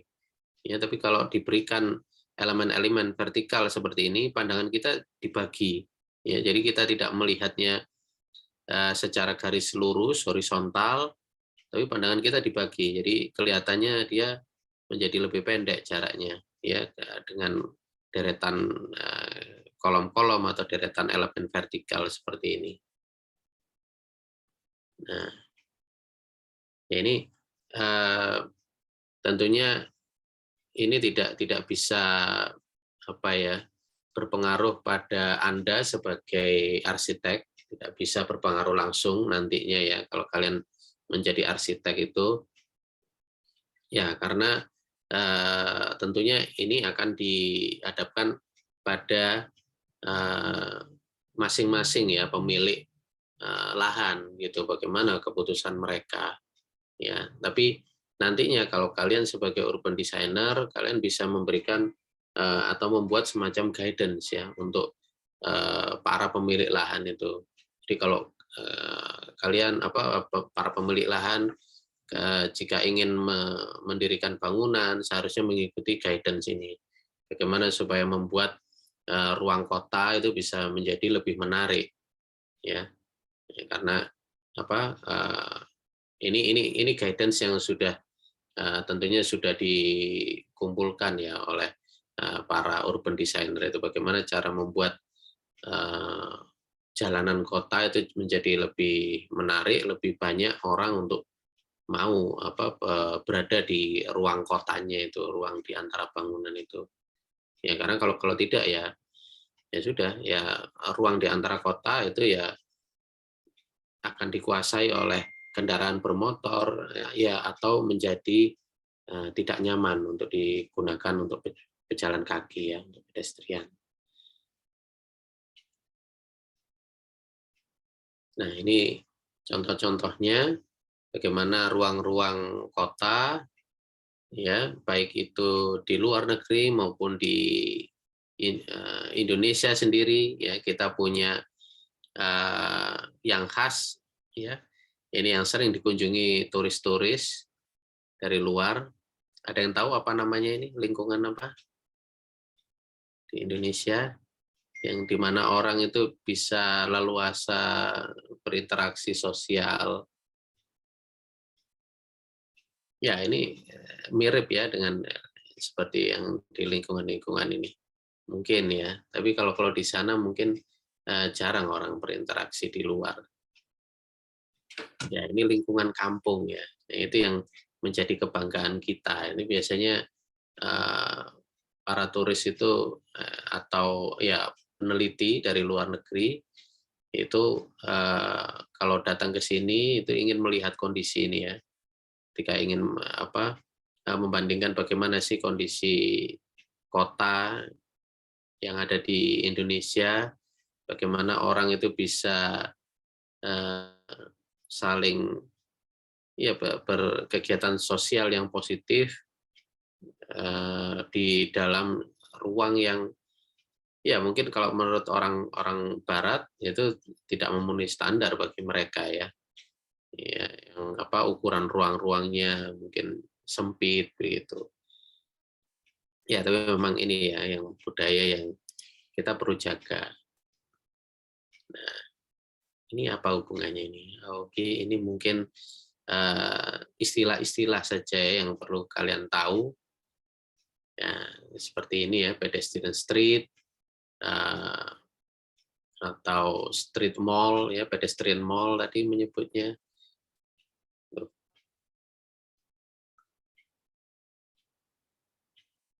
Oke, kemudian ada nama-nama lain di sini apa ini? Pedestrian transport street. Nah, ini yang mungkin jalur pedestrian yang terintegrasi dengan transportasi massal ya. Tapi kalian perlu tahu bahwa ini transportasinya bukan transportasi cepat ya. Ini tram ini istilahnya.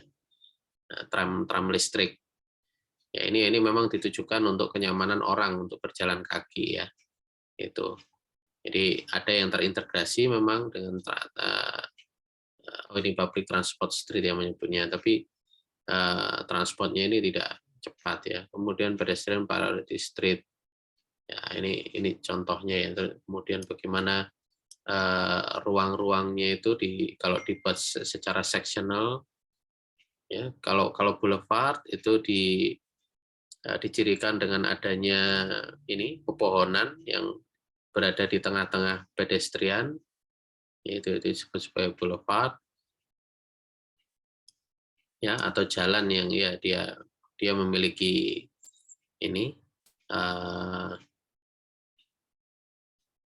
vegetasi ya, pepohonan.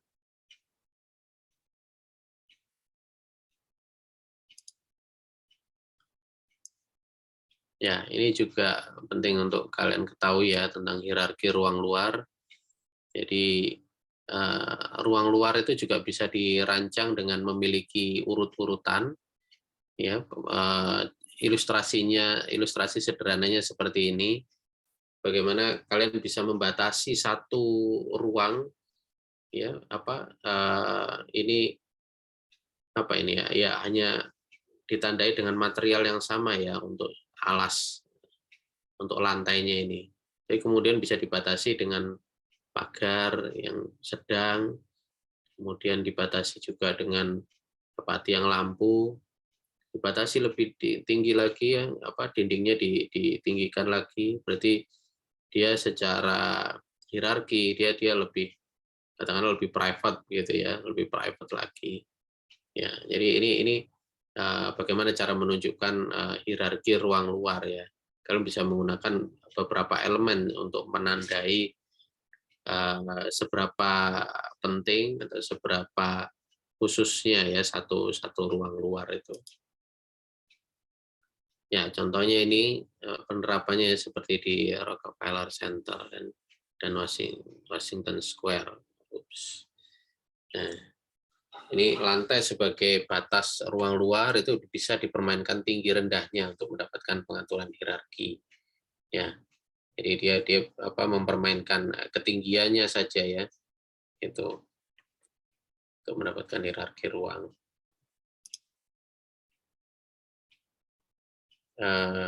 Oke, ini tambahan saja sebenarnya ya tentang urban intervention ini.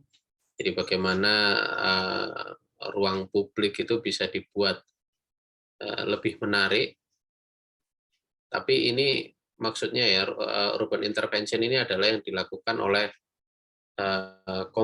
satu komunitas gitu. Jadi ada ruang di antara bangunan yang semacam dihias atau dimodifikasi oleh satu komunitas ya, bukan oleh government, bukan oleh pemerintahan. Biasanya ruang di antara bangunan itu ranahnya ya kepemilikannya adalah kepemilikan publik dan yang mengelola itu adalah pemerintah lokalnya, ya, pemerintah kotanya, katakanlah gitu. Tapi ada memang yang dikelola oleh komunitas ya supaya terlihat menarik, ya mereka punya ide, punya konsep supaya menjadikan ruang di antara bangunan ini menjadi lebih menarik. Ya, contohnya ini ya, ada tangga misalnya dibuat bagaimana dia dibuat lebih menarik, dia dibuat warna-warni, ada yang dibuat seperti touch piano ini. Nah, ada yang seperti ini dihias lagi, semacam dihias gitu. Ya ini memang terkadang dilakukan oleh satu komunitas ya, tapi juga pemerintah lokalnya bisa juga memiliki program ya. Misalnya ingin meningkatkan turisme gitu. Nah, ini juga dilakukan oleh satu komunitas. Bagaimana dia mengintervensi jalanan kota ya supaya tidak terlalu banyak dikuasai oleh kendaraan bermotor ya, dia gunakan ini untuk tempat duduk-duduk. Nah, seperti ini juga desain ini ya. Bagaimana satu community itu peduli dengan tempatnya, ini membuat bagaimana satu tempat itu tangga ini bisa ada tempat untuk duduk-duduk, untuk istirahat kalau dia capek ya naik turun tangga, didesainkan semacam ini. Nah ini kan menarik ya, orang-orang jadi bisa punya tempat duduk meskipun ini berada di area tangga ya, bukan duduk di anak tangganya juga. Nah, ini kan menarik. Ya, ini juga beberapa contoh saja ya, ruang-ruang di antara bangunan yang dimodifikasi supaya dia terlihat lebih menarik. Ya, ini di satu lingkungan, katakanlah seperti kampung ya kalau di sini, atau kalau di luar negeri ada yang menyebutnya daerah kumuh, katakanlah begitu ya, slum area atau Santi area misalnya ya, ada yang menyebutnya itu yang area yang tidak aman gitu. Tapi bagaimana arsitek itu bisa juga turut andil ya mengubah citra satu lingkungan itu supaya berubah ya, tidak seperti yang dikenal orang. Itu ini salah satu contohnya ya. Nah, ini juga ini Santa Marta Favela, kalau kalian pernah tahu istilah favela ya. Ini kalau tidak salah yang membuat ini konsep paintingnya ini anak dari Rem Koolhaas kalau tidak salah ya. Ini Haas and Han ini tidak salah ini ya. Rem Koolhaas itu anak dari Rem Koolhaas, dia turut andil ya untuk membuat ini. Jadi ini sebelumnya ya seperti bangunan yang lainnya, dia tentunya akan terkesan kumuh, tidak menarik, tapi kemudian oleh ini Haas and Han ini dibuat menarik ya, lingkungannya ini dibuat berwarna-warni ini. Ya, tentunya kalian tahu ya, ini kemudian menginspirasi apa yang kemudian diwujudkan di Indonesia ya. Ada beberapa kampung-kampung atau area permukiman di Indonesia itu kemudian dibuat dengan konsep yang sama seperti ini, dengan dicat ya, seperti di area timur Surabaya di Kampung Kenjeran itu juga dibuat seperti ini supaya terlihat menarik ya. Atap-atapnya itu dicat warna-warni, mungkin kalian sudah tahu itu ya. Tapi itu bukan yang baru ya sebenarnya, itu sudah diinisiasi di luar negeri, bahkan mungkin jauh lebih menarik ya di luar negeri ini.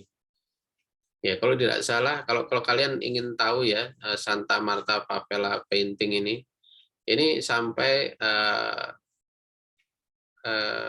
konsultannya atau arsiteknya itu mereka membuat modelnya dulu, ya, membuat model tentunya ya, ini mereka gambar ulang, mereka buat pemodelan 3 dimensinya sampai membuat model fisiknya, kemudian dibuat ini komposisi paintingnya ini, ya, lukisan cat-cat warna-warninya ini, baru kemudian diterapkan di lapangan, gitu.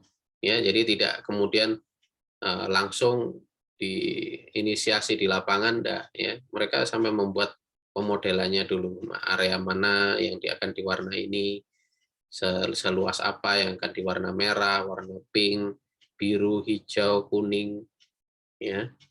Ya kalau enggak ya tidak akan terlihat menarik seperti ini, ya, tidak akan terlihat indah. Ya, seperti ini juga ya, mereka akan membuat konsepnya dulu.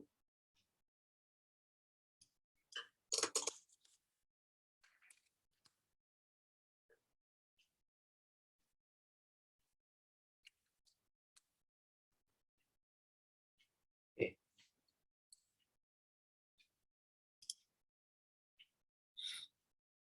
Nah, ini juga salah satu proyek ya, bagaimana membuat ruang di antara kota yang tertinggalkan itu bisa kemudian menjadi tempat yang menarik.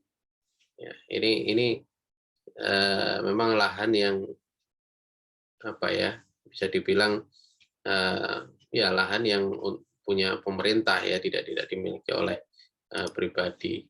Kemudian diubah menjadi ya satu tempat yang menarik, ya, place apa ini, place of changement yang mungkin kalian bisa cari ya.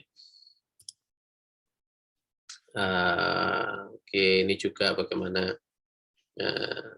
satu tempat, ini juga bukan yang baru ya, tapi kalau mungkin kalian tahu ada yang menirunya di Indonesia juga ya, dibuat satu proyek yang serupa seperti ini supaya terlihat menarik di satu tempat gitu ya. Tapi ini bukan yang baru sebenarnya. Ya, ini oleh apa ini? RONAD Arsitekten tahun 2011 kalau tidak salah ini ya. Nah, ini juga beberapa ini urban intervention lainnya lah ya. Ini juga menarik ya, bagaimana gedung tua ini ya dibuat sebagai satu tempat yang menarik minat orang untuk melihatnya lagi gitu. Di sini oleh seniman ini kalau tidak salah ya, Candy Cheng. Kalau mungkin bisa searching namanya, ini cukup tenar ya, Candy Cheng ini. Jadi dia suka seperti ini, membuat intervensi apa di lingkungan kota. Ini salah satunya saja ya. Dia gemar sekali membuat seperti ini. Jadi dia menyediakan kapur tulis, ada yang kalau tidak salah memakai sticky note gitu, diletakkan di satu dinding bangunan. Nah, itu kemudian dituliskan apa saja yang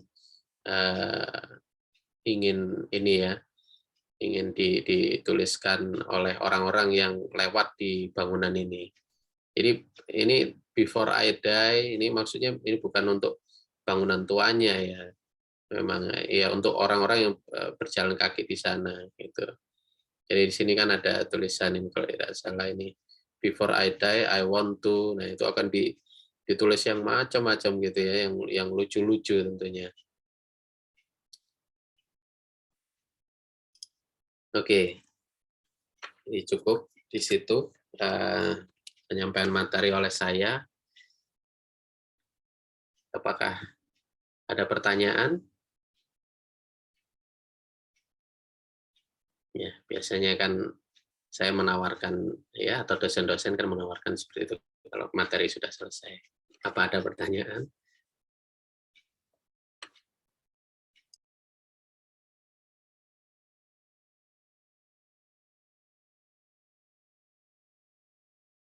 Pak, izin bertanya mungkin, Pak. Halo. Halo, ya silakan. Oh iya. Jadi kalau dalam konteks pandemi gini kan semacam interaksi antar orang itu tuh dibatasi gitu Pak. Dan sedangkan ruang publik yang ada itu lebih memprovide ke ya seperti sebelum pandemi gitu. Terus sebagai arsitek apa yang bisa kita lakukan untuk eh, berinovasi atas hal tersebut? Mungkin Pak?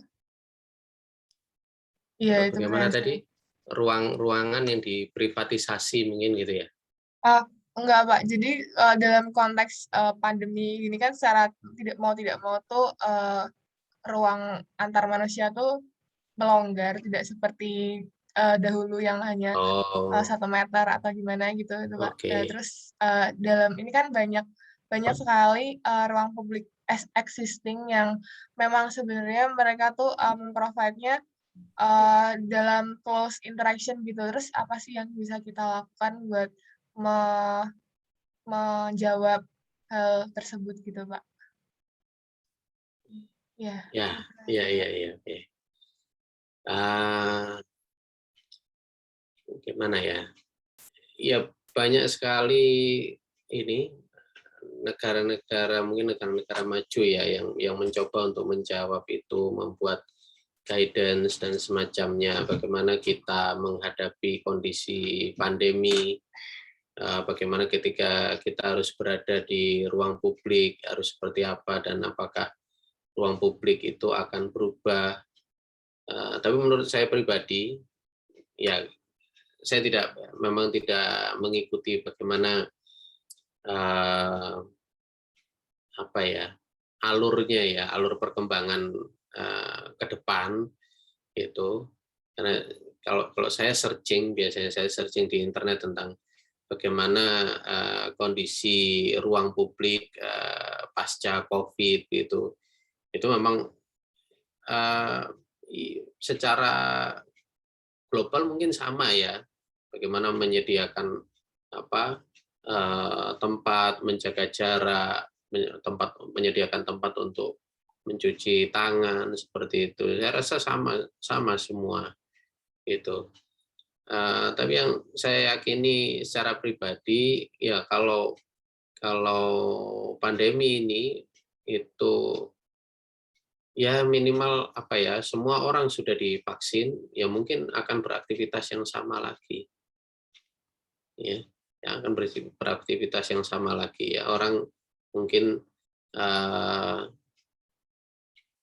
tidak akan menjaga jarak, katakanlah seperti itu, ya kecuali kalau orang-orangnya ini menjadi ini sekali ya, terpengaruh dengan kondisi COVID ya.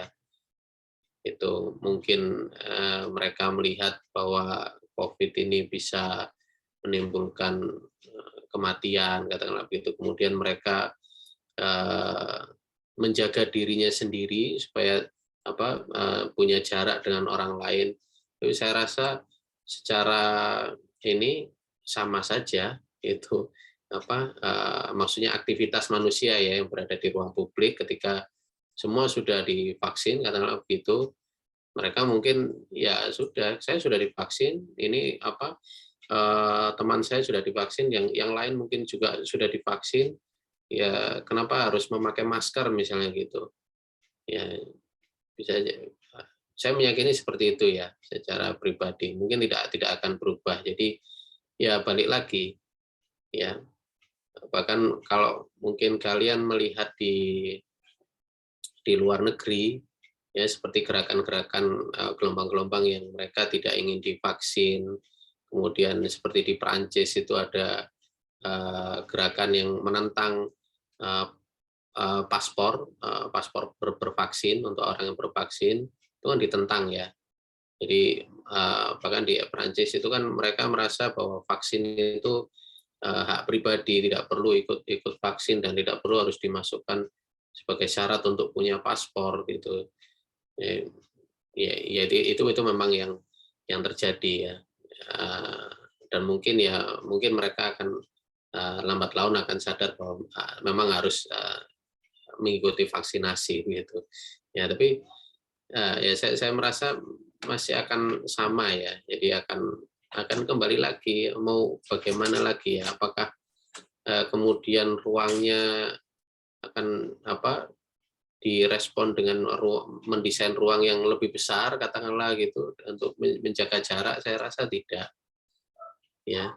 Jadi kalau sudah nantinya kondisi sudah terkendali katakanlah begitu, penularan virusnya ini mungkin tercipta herd immunity, ya itu sudah akan balik lagi ya seperti dulu, seperti kondisi normal. Ini seperti itu. Bagaimana menurut kalian? Mungkin ada yang punya pendapat lain. Soalnya waktu itu pernah ada dosen yang nge-state kalau lupa saya dosennya siapa pokoknya, atau orang atau siapa yang nge-state kalau sebenarnya kondisi seperti ini tuh secara tidak langsung bakal memengaruhi juga ke depannya gitu Pak, dalam konteks ruang publik dan arsitektur dan macam-macam gitu Pak. Meskipun nanti virusnya sudah terkendali atau bagaimana gitu. Oke. Ya itu ya pribadi masing-masing ya mungkin beliaunya atau siapa tadi yang menyampaikan itu punya data atau dasar untuk bilang bahwa semua harus merespon kondisi ini gitu. Tapi ya itu tadi kalau dari saya pribadi saya punya pendapat yang lain juga ya. Ya karena tidak mungkin ya kita kemudian membuat ruang-ruang baru, desain baru yang ya merespon penularan virus mungkin begitu ya. Itu saya rasa tidak akan terjadi ya. Ya akan balik seperti sebelumnya. Kalaupun orang akan berubah aktivitasnya ya mungkin orang akan lebih suka memakai sarung tangan ya katakanlah begitu, atau lebih suka memakai masker ketika berada di ruang publik. Ya itu kan yang terjadi di kota-kota di Asia ya, kalau tidak salah di Hong Kong itu pernah diklaim sebagai kota yang berhasil dari sisi penularan virusnya ya, kemudian akhirnya kebijakan ini memakai masker itu kan berubah ya, yang sebelumnya Menkes kita itu bersikeras ya, Menkes yang sebelum ini bersikeras bahwa masker itu untuk orang yang sakit saja, tapi kemudian dari WHO mereka melihat kok di Hong Kong ini negara di Asia tapi sedikit penularannya, itu karena banyak orang yang terbiasa memakai masker di jalan ya. Nah itu akhirnya kemudian mengubah kebijakan ya, semua orang baik yang sakit maupun yang sehat memakai masker seperti sekarang ini. Padahal memang kalau dari sisi medis orang yang memakai masker itu ya bagi orang yang sakit seharusnya, itu kan dari kacamata medis, tapi kemudian berubah. Itu saya yakin yang berubah seperti itu ya. Ya kita akan lebih sering memakai masker ketika berada di luar dan mungkin memakai sarung tangan ya, untuk yang ingin berhati-hati supaya tidak tertular virus. Tapi kalau semua sudah divaksin itu tadi, saya yakin ya balik lagi seperti sebelumnya. Ya paling mungkin yang terjadi mengatur jam pertemuan mungkin kalau di kuliah dan sebagainya yang pekerjaan, mungkin mengatur jam pertemuan ya seperti sekarang ini kita mungkin nanti polanya mengadakan hybrid itu akan lebih sering, jadi separuh ketemu di kampus, separuh online katakanlah gitu. Tapi sekali lagi ya kalau sudah mulai terkendali ya akan balik lagi ya. Karena saya tidak bisa membayangkan desainnya seperti apa ya itu yang merespon kondisi pandemi itu. Saya tidak bisa meresponnya karena kita secara naturalnya ya seperti kita berinteraksi seperti sebelumnya, seperti tidak ada pandemi. Itu kan kita punya personal space, social space tadi. Ya saya yakin itu tidak akan berubah sih. Itu saja. Ya mungkin pendapat yang lain bisa berbeda. Mungkin dari Bu Faiz ada pendapat, atau masih Bu Faiz masih mengikuti double device? Double juga, Pak. Tapi sejauh ini sudah cukup, Pak, sepertinya. Oke. Saya mau tanya ke ini nih, siapa Raffi di kamar mandi. Ya. Oke, yang lain mungkin silakan. Ini mohon maaf ini saya mungkin coba on cam ya, karena biasanya kalau saya on cam terus terpental keluar itu. Silakan, ada lagi mungkin yang bertanya. Oke, yang tadi terima kasih Pak atas jawabannya. Oh ya, oke.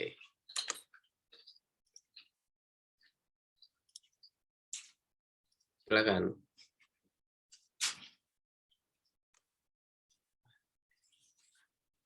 Ada lagi yang bertanya?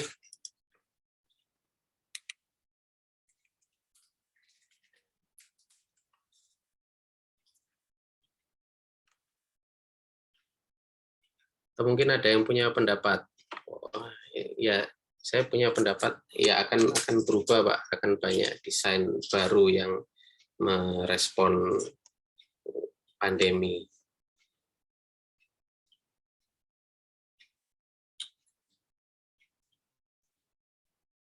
Mana kira-kira? Saya yakin juga kalau aktivitas olahraga ya masih akan sama ya, tidak mungkin akan berubah. Ya, katakanlah seperti sepak bola begitu, mana ada mungkin ada sepak bola jenis baru yang merespon pandemi. Ya saya tidak bisa membayangkan sepak bolanya seperti apa yang merespon pandemi ya sepak bola ya akan seperti itu gitu. Sama juga ketika kita beraktivitas nantinya di ruang publik ya akan balik lagi ya gitu ya.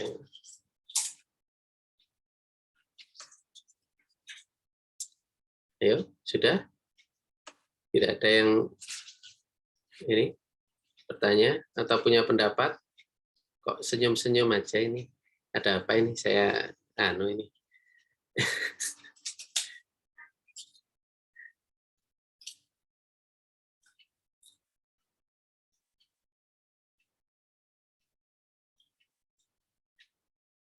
Ayo.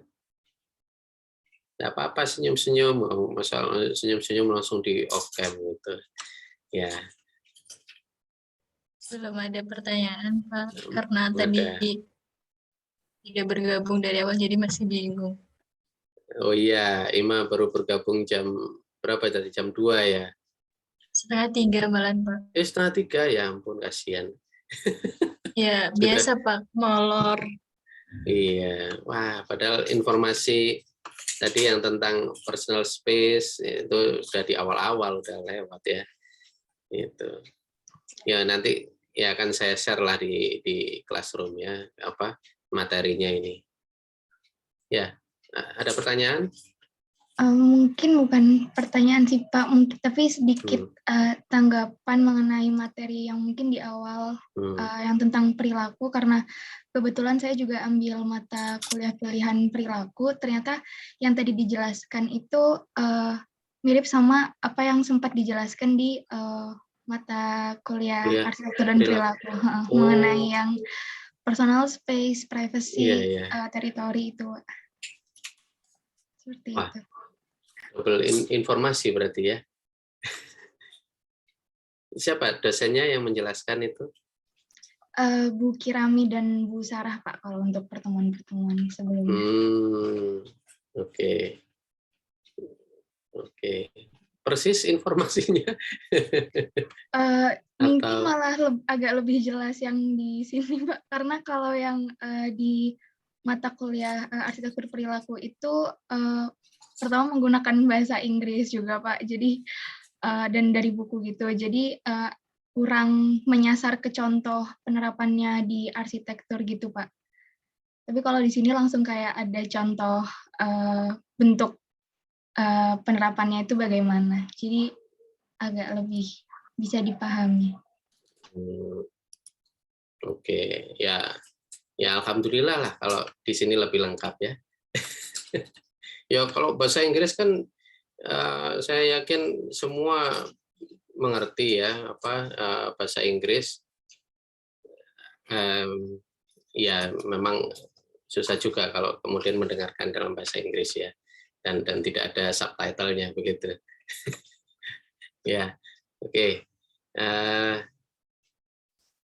Ada lagi yang ingin berpendapat? Ya, mungkin kalau informasinya sama, ya itu tadi ya. Semoga di sini bisa menjelaskan lebih banyak. Ya saya juga kurang tahu ya, ternyata ya memang ada itu mata kuliah arsitektur dan perilaku, dan ternyata memberikan kuliah ini juga ya.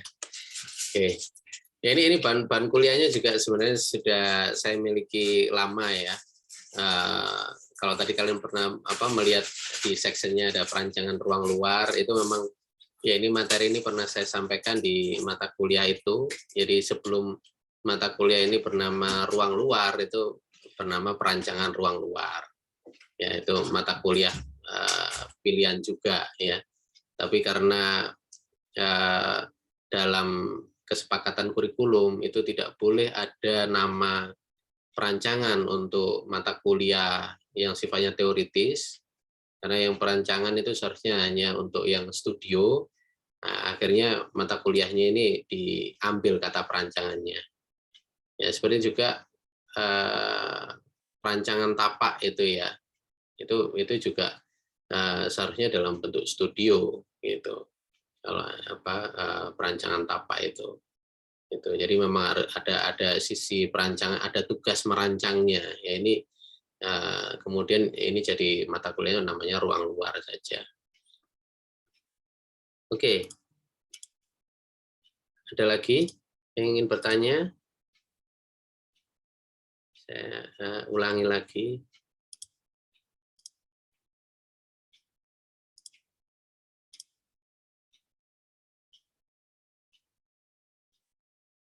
Tidak ada, ya sudah geleng-geleng, ya sudah. Ya, oke, ya baik kalau begitu, Bu Fardila tidak ada tambahan ya? Cukup Pak. Oke, cukup. Ya, ya. Baik. Oke, kalau begitu terima kasih. Sebentar. Oh, ada tugas ya dari Pak Bambang ya, Bu Faiz ya? Saya lupa. Tugas. Sebentar. Tapi Pak Bambang enggak bisa menyampaikan ya. Oh ya ini. Oke. Sudah dikirim di grup WA sih Pak sama Pak Bambang. Oh sudah ya. Baik. Ya kalau ada pertanyaan berarti langsung saja ya ditanyakan ke Pak Bambang, karena Pak Bambang juga tidak menitipkan ini pesan. Ya ini Pak Bambang hanya memberitahu ini selamat pagi, berikut rencana tugas 2 itu mungkin ya untuk disampaikan ke kalian. Ya sudah kalau sudah disampaikan. Oke. Ya baik kalau begitu saya akhiri kuliah siang ini. Terima kasih atas perhatiannya. Untuk 6 orang semua hadir, saya apresiasi ya kalian, semangat kalian meskipun hanya 6 tapi selalu hadir di kuliahnya Pak Bambang ini ya. Saya akhiri ya. Selamat siang. Wassalamualaikum warahmatullahi wabarakatuh. Waalaikumsalam warahmatullahi wabarakatuh. Terima kasih, Terima kasih Pak. Pak. Terima kasih, Bu. Yo, sama-sama.